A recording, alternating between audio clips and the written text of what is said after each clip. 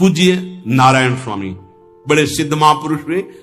वो कह रहे हैं कि नाम कैसे आपका निरंतर चलेगा, इसके लिए जिस वाणी से नाम जप कर रहे हो यदि झूठ बोलोगे, अरे आश्चर्य होता है, झूठ बोल करके तुम सोच रहे हो हम संभाल लेंगे।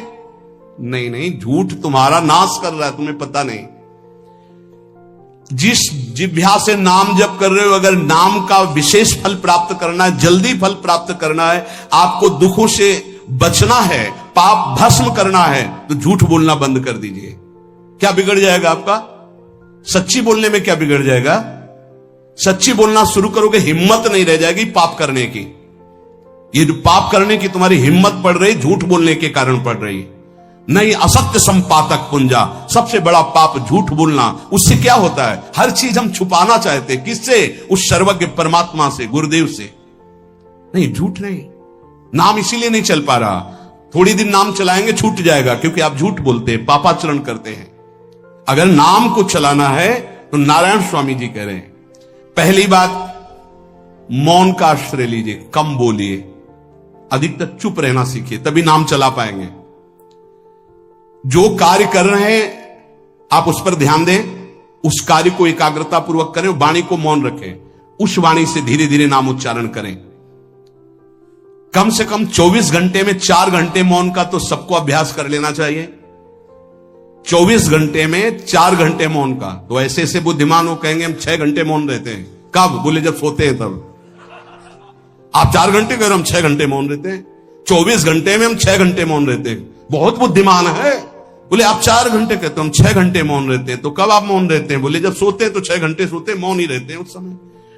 मौन जागृत की कह रहा हूं, 4 घंटे का। नारायण स्वामी के बहुत बड़े महापुरुष हुए, तुम 4 घंटे मौन का अभ्यास करो, ऐसा निकालो 2 घंटे, 2-2 घंटे करके 24 घंटे में 4 घंटे मौन। उस समय हम किसी से बात नहीं करेंगे, नाम जप करेंगे।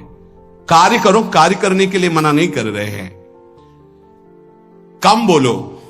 आजकल लोग अपनी जीवनी शक्ति को बोलने के द्वारा बहुत नष्ट कर रहे हैं, व्यर्थ की बातें करते रहते हैं। 4 आदमी चल रहे हो, आप पीछे चलिएगा, सुनते, बेमतलब की बातें। नाम जप नहीं होगा, वो डिलीट नहीं होंगी, वैसे ही बनी रहेंगी, अगले जन्म के लिए तैयार हो रहा है। इसलिए नाम यदि सिद्ध करना है, नाम का फल लेना है, नाम का आनंद लेना है, तो वृथा भाषण बंद करो, बेकार की बात बंद करो। जितना कम बोलने से काम चल जाए उतना। सामने वाले को बोलने दीजिए, आप बीच में नाम चल रहा है जी, नाम चल रहा है। जब कोई आवश्यक बात हुई, पवित्र शब्द बोल दिया, नहीं चुपचाप सुनो ना। उसको लग रहा है कि आप संभाषण करो, मान लो रिश्तेदार है, नातेदार है, मित्र, अब आप व्यवहार में हैं, आप सीधे ये तो नहीं कह सकते हमसे बात मत करो। नहीं, हाँ बात कीजिए, लेकिन आप कम बोलिए, उसको बोलने दीजिए, आप नाम जप कीजिए, जरूरत भर बात कीजिए। बात में भगवान की चर्चा हो तो कोई बात नहीं, अगर प्रपंच की चर्चा है तो बचने की कोशिश कीजिए। अपने संबंधियों, अपने दोस्तों, अपने व्यवहारियों से व्यवहार, दोस्ती, संबंध शिथिल कीजिए, तभी नाम में प्रीति होगी।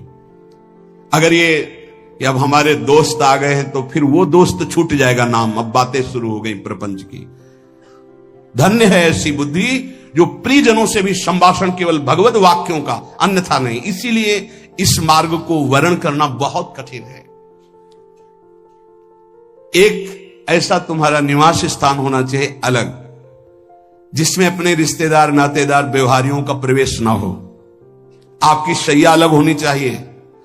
अगर नाम जापक नाम सिद्ध करना चाहता है, नाम का फल लेना चाहता है, नाम निरंतर चलाना चाहता है, तो जिस आसन पर आप बैठते हैं उसी में प्रपंची, विषयी, संसारिक वृत्ति वाले बैठेंगे तो भजन की वृत्ति नहीं बन पाएगी। एक ऐसा, वैसे होते हैं घरों में बैठने वालों का अलग, लेकिन साधन कक्ष अलग होना चाहिए अपना।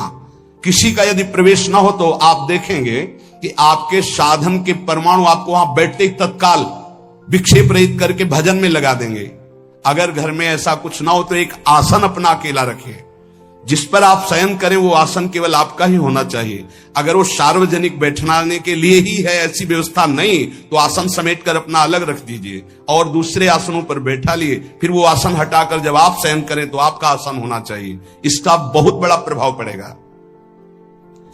कोई भी ऐसा दृश्य या पुस्तक ना पढ़ें जो वासनात्मक हो और प्रभु के नाम से आपको विमुख कर दे। अखबार आदि, समाचार आदि, ये हमारे चिंतन को नष्ट करते हैं। अगर नाम जप करना है, निरंतर नाम स्मृति बैठालनी है, एक घटना कई मिनट तक विक्षेप देती है। ऐसा हुआ, कैसे लोग हैं, अब उसमें तो समाचार ही हो रहे हैं, सैकड़ों बातें हो रही, पेपर है तो सैकड़ों बातें लिखी हैं, क्या क्या, अब वो सब दिमाग में भर गई।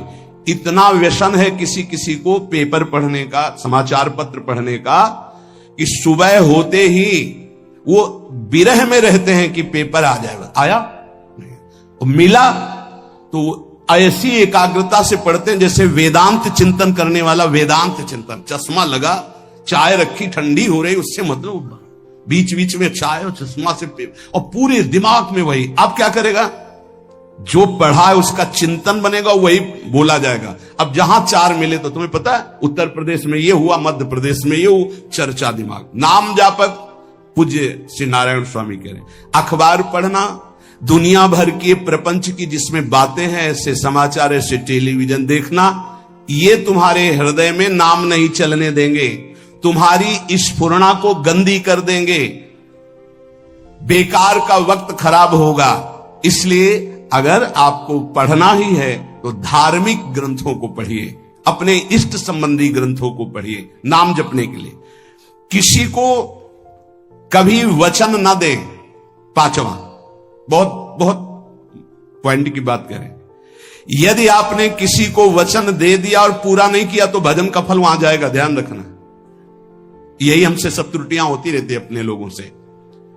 जाओ आज से बाद वचन दे दिया, हम ऐसा नहीं करेंगे, नहीं करेंगे चाहे मर जाएं। और अपने लोग ऐसे फिसड्डी हैं कि शाम के वचन देते हैं और सुबह फिसल जाते हैं, 2-4 दिन बहुत चला फिर फिसल जाते हैं। बोले कसम से आज से ऐसा नहीं करें। तो आप इसको खिलवाड़ न समझे, आपके सुकृत नष्ट हो रहे हैं, वासना आपके सुकृतों को नष्ट कर रही। दूसरा, जैसे आपने किसी से कहा कि मैं शाम के 5 बजे आ जाऊंगा, तो 5 बजने में 5 मिनट कम होने पर आपको पहुंच जाना चाहिए, 5 मिनट ओवर होने पर नहीं, उसके पहले ही आपको ऊपर। यह संतों के जीवन में देखा गया है। समय का बहुत बड़ा जीवन में अस्तित्व है। अगर आप किसी को समय दें, फिर उसमें प्रमाद स्थिति नहीं होनी चाहिए। 5 मिनट पहले पहुंचिए। समय दिया है किसी को तो 5 मिनट पहले उसको इंतजार ना करना पड़े। रात को सोते समय नाम जापक उपासक विचार करें, मेरा नाम किन किन कार्यों में छूटा, मेरे से कौन कौन सा पाप हुआ, मैंने कौन सी आज गलती की जो नहीं करना चाहिए, और उसे डायरी में नोट करें। नारायण स्वामी कह रहे हैं दूसरे दिन सावधानी पूर्वक वो गलतियां ना होने पावे जो हमने आज की। जब उपासक सत्य बोलना स्वीकार करता है तो उसके हृदय में डर जागृत हो जाता है। ध्यान रखना, डर ये माया के द्वारा प्रेरित है। अगर व्यापार में सत्य बोलेंगे तो पैसा अधिक नहीं आएगा, अगर हम सत्य बोल दिए तो डांट लगेगी, अगर हम सत्य बोल दिए तो सब लोग जान जाएंगे मैं ऐसा गंदा हूं। सच्ची मानिए, सत्य बोलने का नियम ले लीजिए, आप निष्पाप हो जाएंगे, आप महात्मा बन जाएंगे अंदर से, कोई भी पापाचरण आपके जीवन में नहीं रह जाएगा। भगवान का नाम सत्य है, उस नाम को चलाने के लिए झूठ बोलने वाला नाम को कैसे चला सकता है। सत्य बोलने से यदि तुम्हारा नुकसान हो रहा है तो तुम सह जाइएगा। नारायण स्वामी कह रहे उससे बड़ा लाभ आपको श्री भगवान प्रदान करेंगे। आप सत्य बोलिए। आजकल भगवान पर विश्वास नहीं, इसलिए झूठ पर विश्वास है। कलयुग की ऐसी प्रेरणा है कि सब झूठ बोलने लगे हैं, कोई डरता ही नहीं झूठ बोलने में, पूरा का पूरा। जैसे नहीं कहते कुछ तो सत्य होगा, ऐसे ऐसे महानुभाव हैं कि 100% झूठ बोल जाते हैं, 100%। धन्य है मोबाइल जो झूठ बुलाने में बहुत प्रवीण है, बहुत प्रवीण है। अरे भाई हम नहीं मिल सकते, आज हमारा मन नहीं है, खत्म खेल हो गया, सत्य बात है, नहीं मिल सकते आपसे, मत उठाओ फोन। अगर तुम्हें झूठे ही बोलना है तो फोन क्यों उठाओ? नहीं बोलेंगे, नहीं उठाएंगे तो समझ जाएगा कि उनकी रुचि नहीं। ये झूठ क्यों बोलना, सत्य बोलो। झूठ से यदि आप बच गए तो आपके जिह्वा पे नाम निरंतर चलने लगेगा। ये झूठ ही नाम नहीं चलने दे रहा। असत्य आचरण, छुपाने की वृत्ति, असत्य भाषण, ये नाम में प्रीति नहीं। किसी को भी फुसलाने के लिए झूठ मत बोलिए। सत्य बोलने का अभ्यास कर लिए तो पापी जीव भी महात्मा बन जाए। सत्य आवश्यक है। एक बड़े कागज पर ऐसी जगह लिख के रख लो जहां तुम उठते बैठते देखते हो कि मुझे सत्य बोलने का नियम लेना है, झूठ नहीं बोलना है। सत्य साधन कर लो, फिर देखो नाम कैसे चलता है। तपस्या, बड़े बड़े पुण्य, बड़े बड़े तीर्थ स्नान उतना पवित्र नहीं करेंगे जितना सत्य बोलने से होगा। पर बहुत कठिन है इस समय सत्य बोलना। मतलब बात बात पे असत्य का ही वर्ताव हो रहा है, असत्य का अच्छा, ये कोई संसारी आदमी में नहीं, कुछ ऐसे होंगे जो सत्य की वार्ता करते नहीं। प्रायः क्या जाता है, झूठ बोलने में बोल दिया और सामने वाला राजी हो गया, हम निकल गए। लेकिन सत्य ना होने के कारण आप में सत्य आचरण, सत्य स्वरूप भगवान का नाम, भगवान को कहा गया सत्य नारायण, वो नाम नहीं चलेगा। भजन करने का पहला साधन है सत्य बोलना। जबान से सत्य बोला जाए और भजन की संख्या प्रारंभ में जरूर लेनी चाहिए। यदि 10 माला का नियम लिया, 20 माला का नियम लिया तो उसे निर्वाह करो। जैसे यहां शरणागति मंत्र मिलता है तो 11 माला प्रारंभ में दी जाती कि आपको करना ही है, ज्यादा हो जाए वो ठीक, 11 से कम वो कभी जीवन में नहीं। अपने जीवन में गुरु आज्ञा 11 माला तो करनी है, हर समय करना है। पर ये मन थोड़े दिन तो नियम में चलेगा, इसके बाद छोड़ देगा। दीक्षा तब लेनी चाहिए जब गुरु आज्ञा पे चलने की हिम्मत हो, नहीं तो ऐसे ही नाम जपो करो। और जब नियम मिल गया 11 माला तो चाहे प्राण निकल जाए, हमको 11 माला पूरे करने, प्राण निकलने तक गुरु आज्ञा का पालन करना है। यदि आप नाम जब अधिक मात्रा में नहीं करेंगे तो जो आपको नाम मिला है उसका फल आपको अनुभव में नहीं आएगा। क्यों? क्योंकि नाम का हिस्सेदारी होती है, भजन की हिस्सेदारी होती है। जैसे किसी ने प्रणाम किया, वो भजन लिया। गृहस्थी को इसीलिए मना किया कि रास्ते में परिक्रमा मार्ग में हलवा पूड़ी ये सब बट रहा है, हाथ मत फैलाओ। वो दान कर रहा है, सुकृत कर रहा है, और कोई दूसरे ले विरक्त आदि। आप अपने भूख मिटाने के लिए 4 रुपया के चना लेके भले पालो, लेकिन दूसरे के द्वारा दिया हुआ हलवा मत पाओ। यहां धाम आए हो, भगवत कमाई करने आए हो, यहां नाम जप करो, कष्ट सहकर परिक्रमा दो। हो सके 4 रुपए की वस्तु लेकर के आप पशु पक्षियों को पवा दो, किसी एक का पेट भर, तुम मत पाओ दूसरे का। तुम चाहो तो उपवास कर सकते हो या प्राण पोषण के लिए रूखा सूखा थोड़ा खा लो। ये दूसरे के आराम से धाम में हम आए 2-4 दिन खूब खाए पिए नहीं, भागीदारी हो जाएगी तुम्हारे पुण्यों की। वहां ऐसे फ्री नहीं है कुछ। भजन का भागीदार राजा भी होता है, जिसके राज्य में रह रहे हैं। जो अन्न देता है वो भजन का, जो वस्त्र देता है वो भजन। इसीलिए गृहस्थ को कहीं कुछ भी स्वीकार नहीं करना चाहिए, ये बहुत ध्यान रखे। अगर आप कहीं तीर्थ साधु आश्रम कहीं जाते हैं, कोशिश कीजिए कि किसी से सेवा ना ले, और अगर सेवा ले तो उसके अनुसार फिर अर्थ दे दें। अगर आपने वहां भोजन पाया, पान पाया, तो उसके अनुसार सोच ले कि अगर हम इतना खरीदते तो कितने का मिलता, वो दे दिया तो आपका भजन बच गया। कभी आपको कोई प्रणाम नमस्कार करे, तत्काल बराबर प्रणाम करो। किसी को अपना भजन का हिस्सेदारी नहीं, सबका मंगल हो। ये भजन जितना बढ़ेगा तो आपको भगवदाकार कर देगा। दिन रात 24 घंटे में 21,600 श्वास चलती है। 21,600 श्वास में 6 घंटा तो सोने के चले जाते, उसमें तो चेतना नहीं रहती। अब हमको अगर 21,600 नाम हमको जपने को मिल जाए तो हमारी हर श्वास सार्थक हो जाए। जो हम 5-6 घंटा सोते हैं उसमें जिनका अभ्यास है तो बात अलग है, नहीं तो वो व्यर्थ जाती हैं। तो हमें एक श्वास में कई नाम जपने का अभ्यास करना चाहिए, जिससे 200 माला फेरने पर ये 21,600 श्वासों की गणना पूरी होती है। अगर हम 200 माला का नियम ले तो इतना हो सकता है। तो हमें लगता है अगर हर समय माला नहीं ले सकते तो श्वास वाली माला बहुत अच्छी रहती है। श्वास में 4 बार खींचो, 4 बार नाम लेते हुए छोड़ो।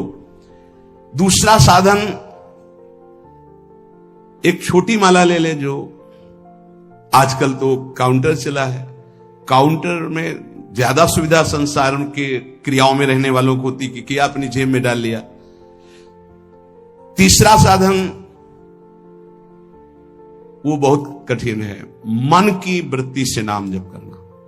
माला, श्वास और मन की वृत्ति, उसमें श्वास की भी गणना का ध्यान नहीं रहता, उसमें केवल चिंतन होता है, चल रहा है। पर ये आखिरी स्थिति होती है, इसी के बाद वो परिपक्व अवस्था को होता है। जिह्वा से धीरे धीरे नाम उच्चारण करते हुए, ये पहला अभ्यास है। प्रारंभिक को एकदम मानसिक में नहीं पहुंचने की चेष्टा करनी चाहिए, 2-4 नाम के बाद मन प्रपंच में फंसा देगा।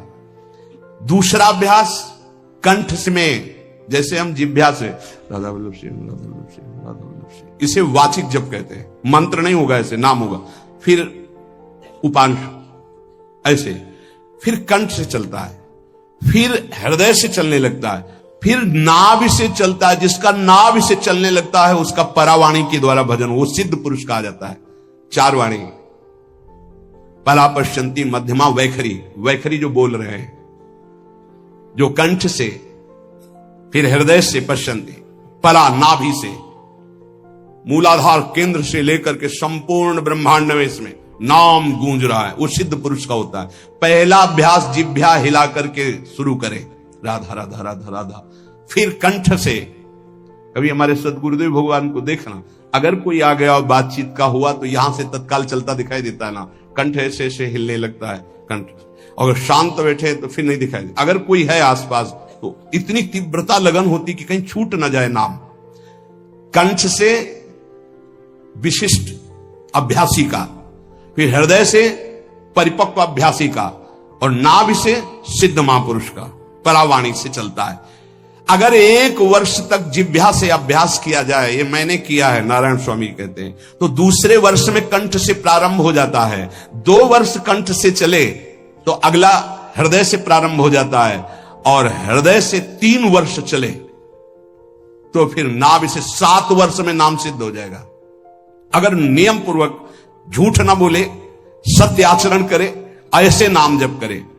हम ये कहते हैं कि चलो थोड़ा धीमे ही सही, पर 12 वर्ष में तो आपको सिद्ध हो जाना चाहिए।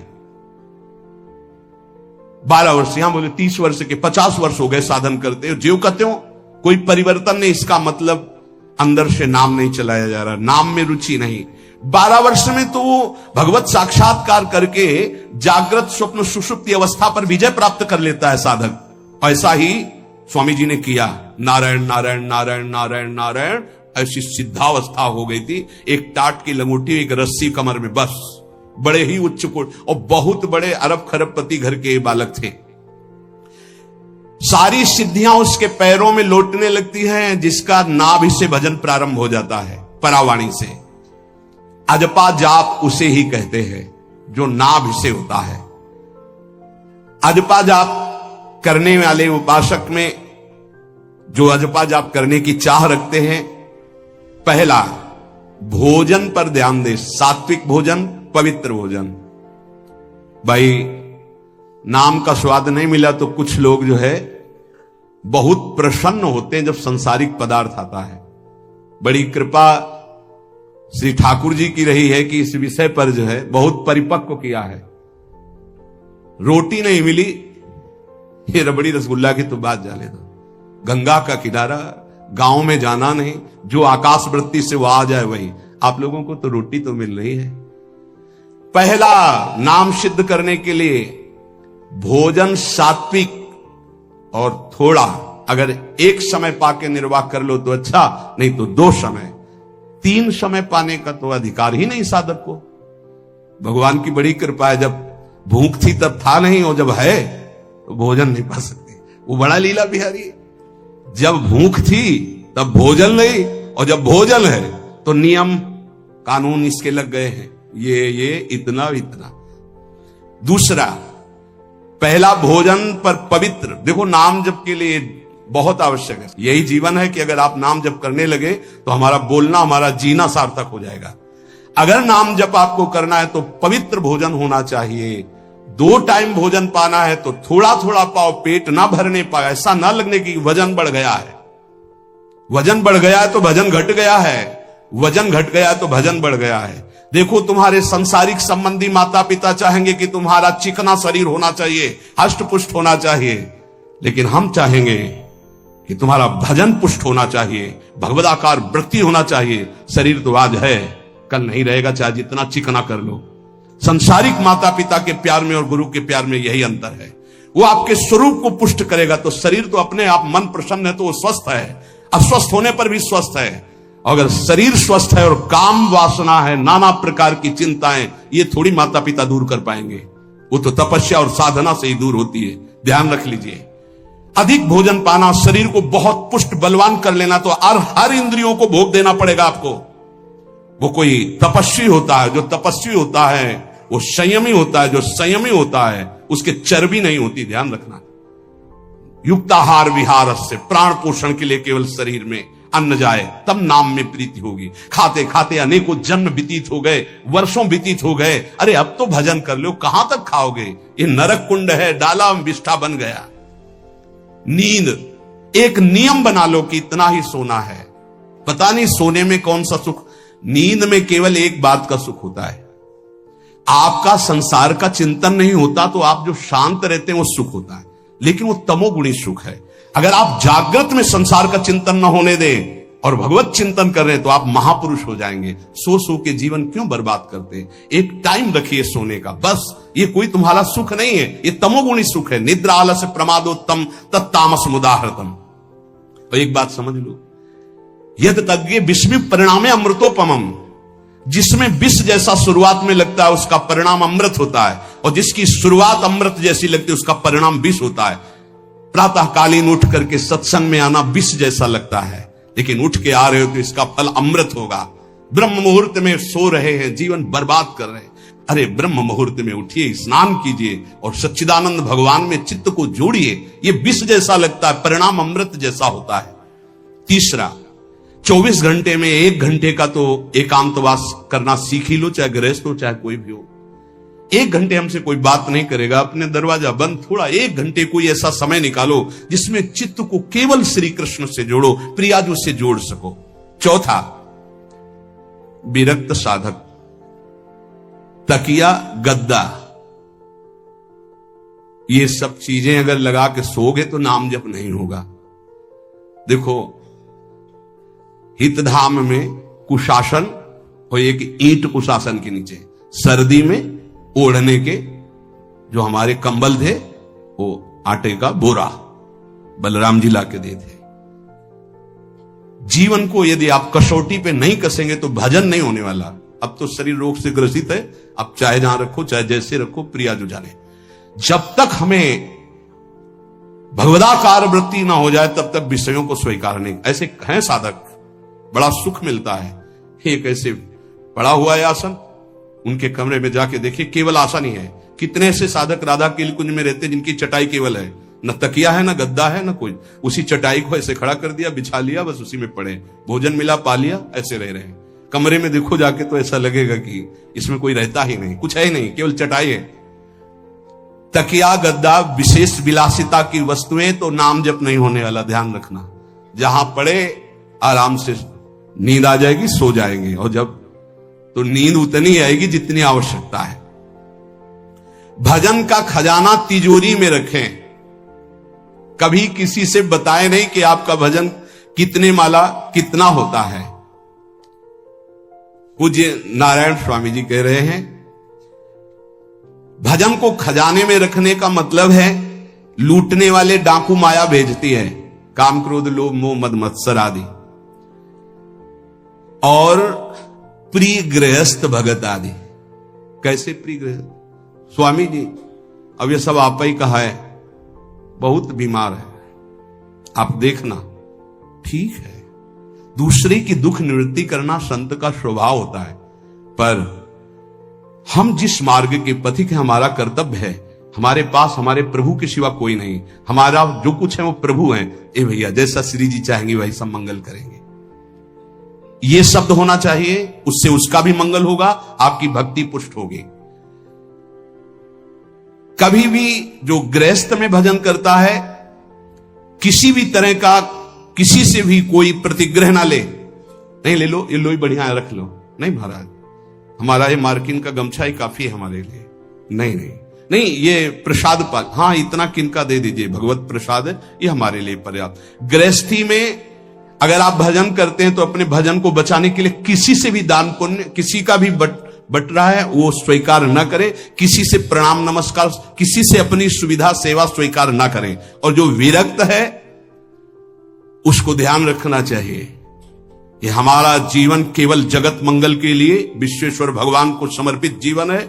ना हम किसी को शाप दे सकते हैं, ना किसी को वरदान दे सकते हैं। सेवक स्वामी की इच्छा को देखता है, ऐसा ऐसा, हाँ प्रियाजू की जैसी इच्छा होगी वैसा। नहीं, आप ऐसा नहीं, प्रियाजू का बस जबान से कभी ना किसी के प्रति शाप का, और ना हरिराम व्यास जी ने कहा है कि शाप और वरदान हमारी हमारे स्वामी की, तो हमें हर बार में यही बोलना है, जैसी प्रियाजू की इच्छा, जैसी श्यामाजू की इच्छा। नहीं, आप कुछ कह दीजिए राधा राधा राधा, नहीं कैसे मंगल होगा, आशीर्वाद दीजिए राधा राधा राधा, बहुत संभाल के।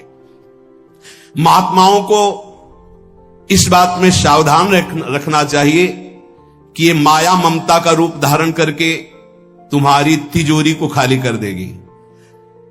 खजाना लूटने के लिए माया बहुत अनुभवी महापुरुष है, सेवक के रूप में आती है, खास सेवक बनकर।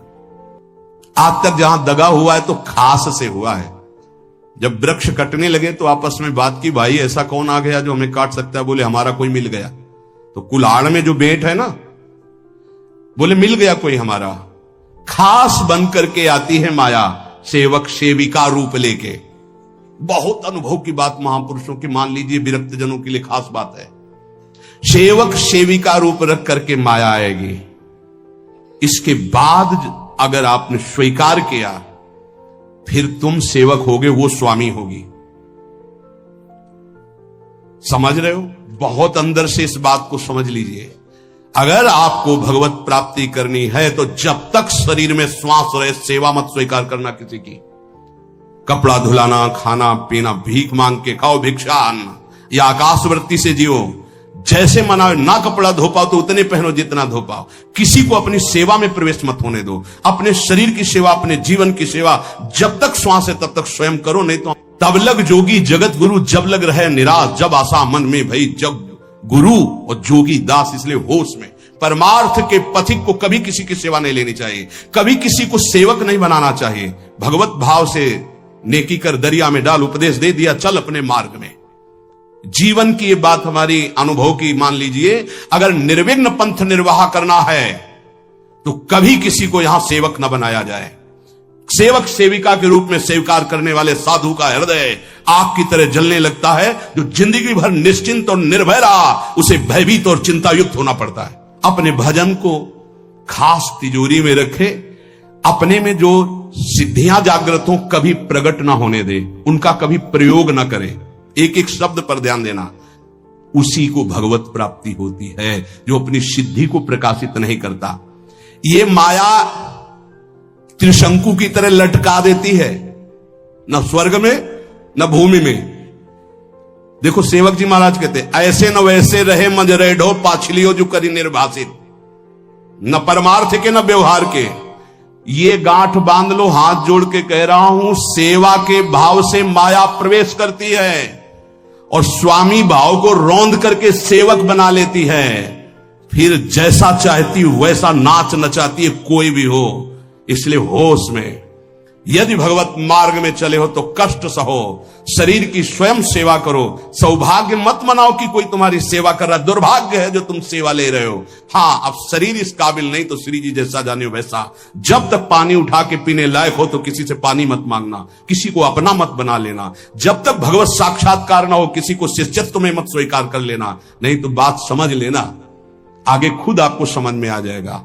किसी भी तरह से अपनी तिजोरी को ना खुलने देना तो भगवत साक्षात्कार हो जाएगा।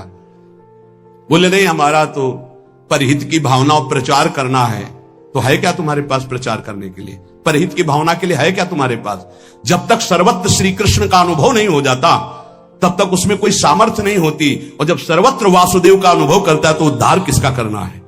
विचार करके देख लीजिए। फिर वो स्वांता सुखाए तुलसी रघुनाथ गाथा।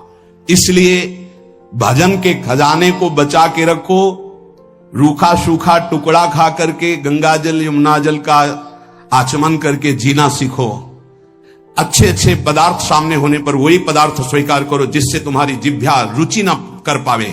ये दुष्ट है, इस दुष्ट को दंड दो। नारायण स्वामी जी ने कहा है, आगे हमने कल चिंतन में पढ़ा था, कह रहे हैं कि हमने इसको कैसे वश में किया। जहां गरम जलेबी बनती थी वहां खड़े हो जाते थे, कहते देखो कितनी बड़ी हाल है, नहीं मिलेगी तुझे, चलो। पूरी बाजार में घुमाते थे और कहीं भी इसको नहीं। और अगर संयोग वश साथ मिल जाती थी तो गंगा जल में फेंक देते थे। हरिद्वार में नारायण स्वामी जी गंगा जल में फेंक देते। बहुत बढ़िया बिठी, ये ले। अपने हृदय को पावन रखने के लिए इसी जन्म में भगवत प्राप्ति के लिए आहार को सुधारा जाए और निरंतर नाम जपने का अभ्यास किया जाए।